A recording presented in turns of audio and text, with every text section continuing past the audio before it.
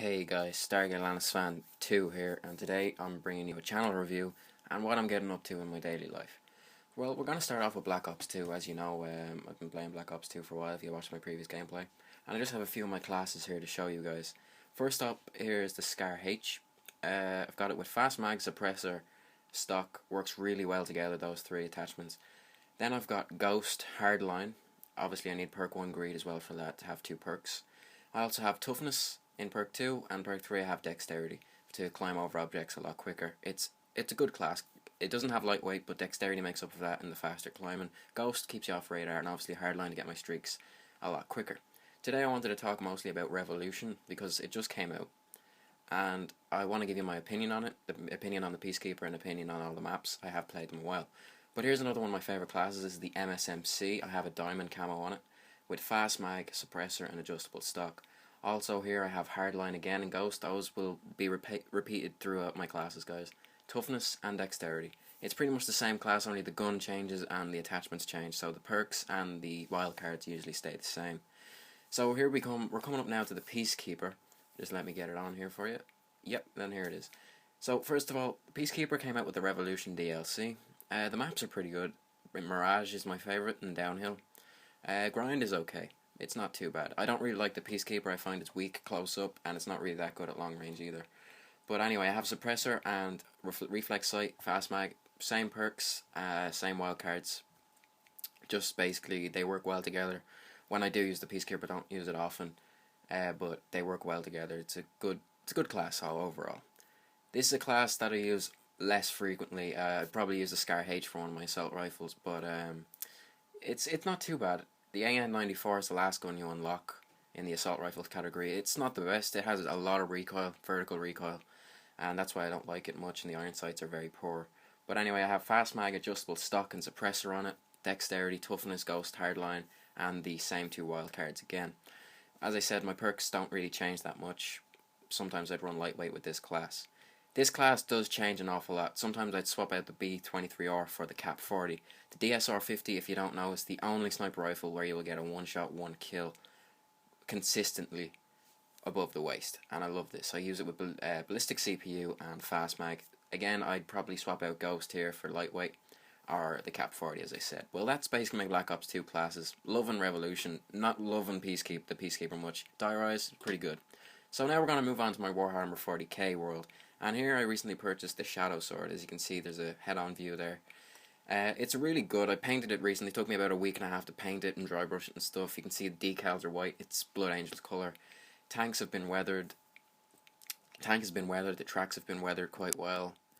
Here's the closer front of it. It has a... This is the Shadowsword variant, I believe. It is interchangeable. I can change it to whatever one I want.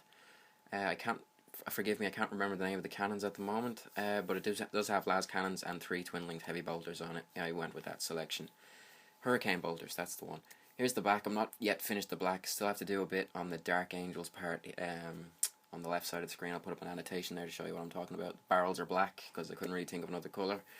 It's kind of out of focus, but you can see what the tank sort of looks like. So that's the Shadowsword. I really like it.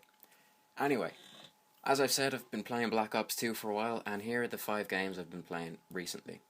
This video may sound a bit rushed, but it's, believe me, a lot of editing is going into this and stuff. But I'm sorry if it feels rushed. I wanted to get it out there as quick as possible.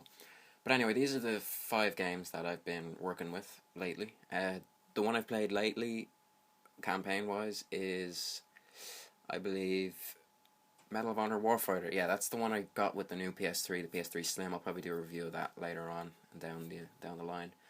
But if you notice, there seems to be a pattern. Like, this is the third of... There's 3 games that are in their trilogies. Uncharted, Assassin's Creed 3 and Mass Effect 3. Uncharted is a really, really good game. I wouldn't say that if you didn't play the first and second one that you'd be lost playing this one, but you will need to have quite a little bit of background knowing where the characters are coming from and who the main character is. I won't say his name because I'm not very much one for spoilers.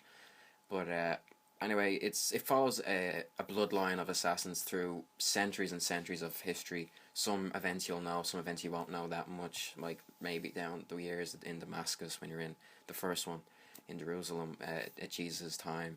And then you move on to the Renaissance stage, and then then you move on to Brotherhood. You stay really in the Renaissance, and now in number 3 you're in Civil War America. Now the fourth one has just been announced, Assassin's Creed IV Black Flag, which you are the same character in this one as you are in Assassin's Creed 3. You are Haytham Kenway, or Edward Haytham Kenway. It looks really good. Blackbeard the Pirate is in it. I don't know the historical significance of it, but it's a game and I'm really looking forward to it. Assassin's Creed is one of my favourite franchises, bar Resistance 3. As you can see, I have a soft spot for trilogies of games. I really love Resistance. It's always been my favourite game. It's not here because I haven't played it in a while because I've been playing these games a lot. Anyway, then we move on to Uncharted 3. I've played Uncharted Drake's Fortune, Uncharted 2 Among Thieves, and Uncharted 3 Drake's Deception. Drake's Deception is a really, really good game, guys. It's not only full of action and guns and everything else that makes a good action game, it also makes your mind think, because there's puzzles. If you didn't know, there's puzzles in Uncharted games that allow you to go into rooms and to unlock the next level, as it were. Like, I remember getting stuck in Uncharted 1, and one where you had to turn statues a certain way by looking at a book. It was really, really hard. It took me a while to get it. I eventually got it by luck, to be honest, but it was a mental challenge, and I knew then, once I got it, I knew why I got it. So it's a really good game. It's sort of a mix between, there's another game being released for the PS4, which is mental puzzles, and it's not as hard as those puzzles. I can't remember the name of the game. I'll research and put in an annotation, but it is a really good game. If you love action and if you love mindbenders, this is the game for you. It is really good. You will enjoy it.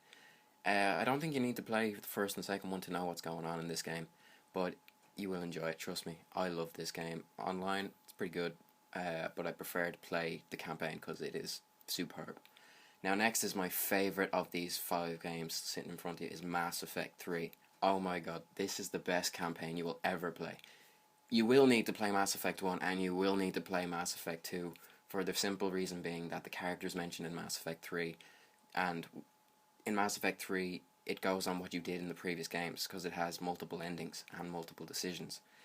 You can choose to be a soldier, a commander, or you can even choose to be the one that just goes out there and shoots everybody. You don't have to make any decisions, but I prefer to make a little bit of the decisions.